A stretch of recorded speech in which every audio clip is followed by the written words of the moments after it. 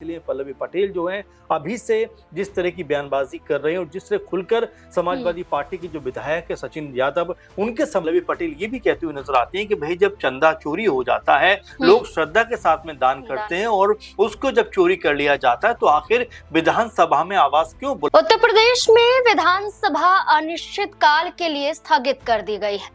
विधानसभा में अब कोई भी कार्यवाही तो नहीं होगी, लेकिन बीते दिनों हुए हंगामे के बाद एक बड़ा संकेत मिल गया है।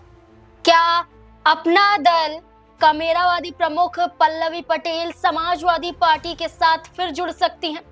क्या पल्लवी पटेल 2027 का विधान समाजवादी पार्टी के साथ मिलकर लड़ना चाहती हैं? क्या विपक्ष का पूरा समर्थन पल्लवी पटेल कर रही? दरअसल बीते दिनों सदन के अंदर हंगामा हो जाता है।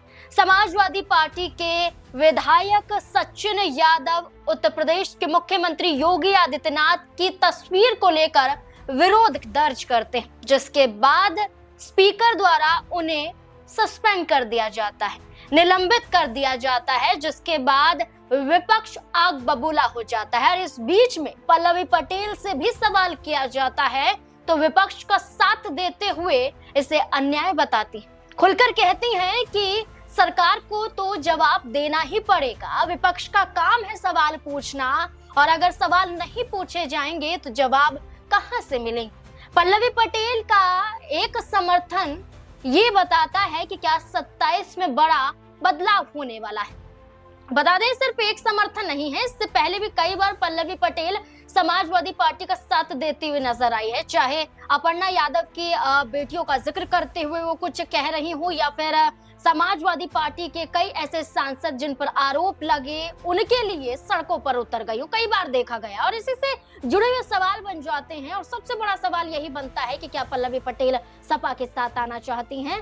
वरिष्ठ सहयोगी अमन जी हमारे साथ मौजूद हैं, चर्चा करेंगे। सर, कैसे देखते हैं पल्लवी पटेल के सचिन यादव के समर्थन में दिए गए बयान को लेकर, और जो बार बार मीडिया के सामने विपक्ष के ही समर्थन में वो नजर आ रही हैं, बार बार देखा जा रहा है कि सपा का साथ दे रही हैं, चाहे मुद्दा उत्तर प्रदेश में कोई भी हो, लेकिन सपा का समर्थन पल्लवी पटेल द्वारा हमेशा रहा है। कैसे देखते हैं उनके बयान को? देखिए, बिल्कुल, और चुनावी माहौल बनता हुआ दिखाई पड़ता है, क्योंकि आप देखेंगे 5-6 महीने के बाद में उत्तर प्रदेश में पूरी तरह से चुनाव जो है अपने उफान पर होगा। जो तमाम तरह के समीकरण होंगे वो बनते हुए दिखाई पड़ेंगे, और हो सकता है कि मार्च अप्रैल के आसपास चुनाव होता हुआ दिखाई पड़ जाए। लेकिन उससे पहले अगर देखें तो अब तमाम जो पॉलिटिकल चेहरे हैं वो कहीं ना कहीं अपनी रणनीति बनाते हुए और अपने आप को साधते हुए दिखाई पड़ते हैं, क्योंकि उत्तर प्रदेश का चुनाव जो है वो अपने आप में बाकी राज्यों से अलग माना जाता है। 403 विधानसभा सीटें हैं और लगभग 80 लोकसभा सीटें हैं, तो ये अपने आप में बताता है कि राजनीति में उत्तर प्रदेश का किस तरह का स्थान है। लेकिन ऐसे में जो आप जिक्र कर रहे हैं कि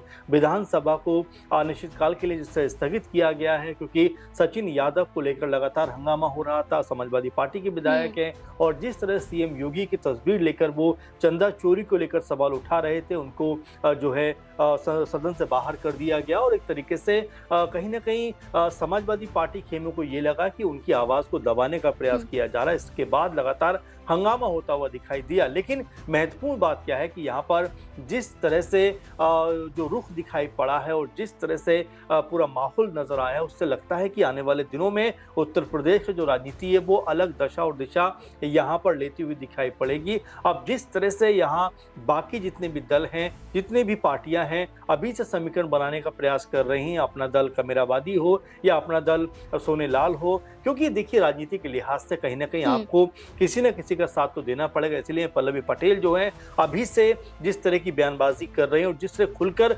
समाजवादी पार्टी की जो विधायक है सचिन यादव उनके समर्थन में आई, उससे कहीं हद तक ये लगता है कि क्या एक बार फिर से वो सपा के साथ आना चाहती, क्योंकि सिराथू का 2022 का चुनाव आपको याद होगा, उस समय सपा के टिकट पर चुनाव लड़ी थी और उन्होंने अभी के वर्तमान के उप मुख्यमंत्री केशव प्रसाद मौर्य को लगभग 6,500-7 हजार वोटों से हरा दिया था। तो ये दिखाई पड़ता है कि सपा के साथ आकर उन्होंने कहीं ना कहीं सीट जीती, और हो सकता है एक बार फिर वो सपा के साथ चलने को तैयार हो, इसीलिए इस तरह की बयानबाजी कर रही हैं। लोकसभा चुनाव में पल्लवी पटेल और ओवैसी का साथ देखने को जी। मिला था। पीडीए के बिहाफ पर उन्होंने पीडीएम यहाँ पर गठित किया था और ये कहा था कि इस राह पर वो चलेंगे, अब वो मुस्लिमों को साथ लेकर भी चलेंगे। लेकिन 2024 के इस लोकसभा चुनाव में कामयाबी पल्लवी पटेल को नहीं मिलती है, ना ही कोई सीट यहाँ पर जीत पाती है। और जैसा आपने कहा कि 22 में सपा के टिकट पर, सिंबल पर वो चुनाव में उतरी और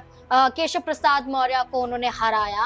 और अब क्या लगता है आपको कि जिस तरह से केशव प्रसाद मौर्य का बयान देखा गया है मदरसों को लेकर, इस बयान पर भी वो कटाक्ष करते हुए नजर आई है और उनका कहना है कि कैसे लोकतंत्र को साइड करते हुए ये लोग कैसे सदन में आए हैं, ये खुद अपने आप को नहीं देखते हैं कि एक उंगली आप उठा रहे हैं, 4 उंगली आपके ऊपर उठ रही हैं। कैसे देखते केशव प्रसाद मौर्य के बयान को, और पल्लवी पटेल का ये पलटवार क्या बताता है कि फिर से यही माहौल बन सकता है? देखिए, उत्तर प्रदेश में चुनाव है और जैसा कि शुरुआत में मैंने कहा कि चुनाव जब होता है तो तमाम तरह की रणनीतियां, तमाम तरह की बयानबाजियां होती हुई दिखाई पड़ती है। केशव प्रसाद मौर्य ने जिस तरह की बात को कहा है उसको लेकर भी आप देखेंगे सोशल मीडिया पर तो तमाम लोग यही बात कहते हुए नजर आ रहे हैं कि क्या उत्तर प्रदेश में चुनाव आ गया है। जिस तरह की बयानबाजी हो रही है कि एक तरीके से एक समुदाय विशेष को खुश करना और एक समुदाय विशेष को ये बताना कि भाई हम आपसे बिल्कुल कटे हुए, ये कहीं भी जस्टिस नहीं होता लोकतंत्र में। क्योंकि अगर इस तरह की बयानबाजी आप करते हैं, क्योंकि सरकार में आप हैं, सरकार में अगर आप 10 साल से उत्तर प्रदेश में अगर बीजेपी है और उसके बावजूद भी अगर मदरसों को लेकर इस तरह की बात करते हैं तो क्या आपने कोई उचित कार्रवाई नहीं की? क्या आपको पता है कि वहां पर ऐसा होता है फिर भी आप उसको चलने दे रहे हैं? तो सवाल कहने के फिर उनके ऊपर खड़े होते हुए नजर आएंगे। और दूसरा महत्वपूर्ण बात जो आप कह रहे हैं कि पल्लवी पटेल ने जिस तरह कहा है कि देखिए, बिल्कुल कोई भी जो बेहतर राजनीति करना चाहता होगा या करता है उसके लिए कभी भी धर्म जाति का कोई मुद्दा होता नहीं है। वो उससे हटकर विकास की बात करना चाहता है, बेहतर शिक्षा की बात करना चाहता है, बेहतर युवाओं के भविष्य की बात करना चाहता है। लेकिन अगर हम कुछ नेताओं को देखें तो वही जाति धर्म के ऊपर आकर अटक जाते हैं। पल्लवी पटेल ये भी कहते हुए नजर आती है कि भाई जब चंदा चोरी हो जाता है, लोग श्रद्धा के साथ में दान करते हैं और उसको जब चोरी कर लिया जाता है तो आखिर विधानसभा में आवाज क्यों बुलंद नहीं होगी? 403 जो विधायक है उनको लोगों ने चुनकर भेजा है, उनका आने का मतलब यही है कि जनता की आवाज को उठाएं और कहीं भी कोई गड़बड़ी आए उसको लोगों का जो भी उसके प्रति रुझान होता है उसको सरकार के समक्ष रखें। लेकिन अगर सरकार नहीं सुनेगी तो इस तरह का हंगामा होता हुआ दिखाई पड़ेगा।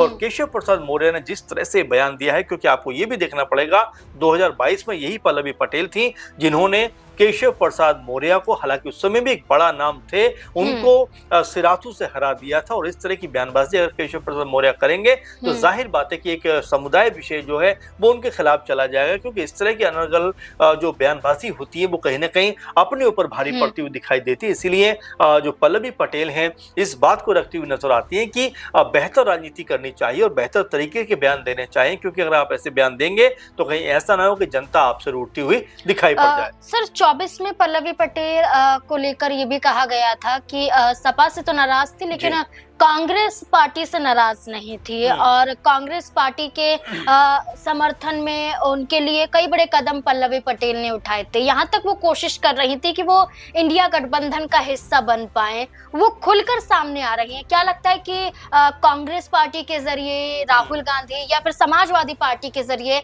अखिलेश यादव एक मौका पल्लवी पटेल को देते हुए नजर आएंगे? क्योंकि आप देखिए, सार्वजनिक तौर से, औपचारिक रूप से पल्लवी पटेल ने कभी ये नहीं कहा है कि गठबंधन से अलग हैं या वो फिर अलग से ही चुनाव लड़ेंगी, बल्कि संकेत ये मिलते रहे हैं कि नाराजगी थी लेकिन अब उस नाराजगी को वो दूर करना चाहती हैं। क्या लगता है मौका मिल सकता है? देखिए, पहली बात तो ये है कि राजनीति में दोस्त और दुश्मनी हमेशा तक होती नहीं है। क्योंकि पल्लवी पटेल के बारे में अगर बात करें, 2022 में उन्होंने सपा के टिकट पर चुनाव लड़ा था और चुनाव जीता भी था। तो ऐसे में कोई बड़ी बात नहीं कि एक बार फिर से वो सपा के साथ में मिलकर चुनाव लड़ते हुए दिखाई पड़े। लेकिन इसका दूसरा पक्ष ये निकलकर सामने आता है कि अखिलेश यादव बारंबार ये बात कहते रहे कि भाई जिन लोगों के साथ में उन्होंने चलने का फैसला किया है, जिन लोगों को आगे बढ़ाया, उन्होंने ही उनको एक तरीके से धोखा दिया। उन्होंने कई बातों को सामने रखा। क्योंकि आप देखिए 2022 में जयंत चौधरी भी सपा के साथ थे, जो ओपी राजभर है वो भी साथ में थे। लेकिन जैसे ही चुनाव बीतता है और अखिलेश यादव जो सत्ता में आने की बात कर रहे थे, सत्ता उनको नहीं मिलती, उसके बाद ये दोनों ही बड़े दल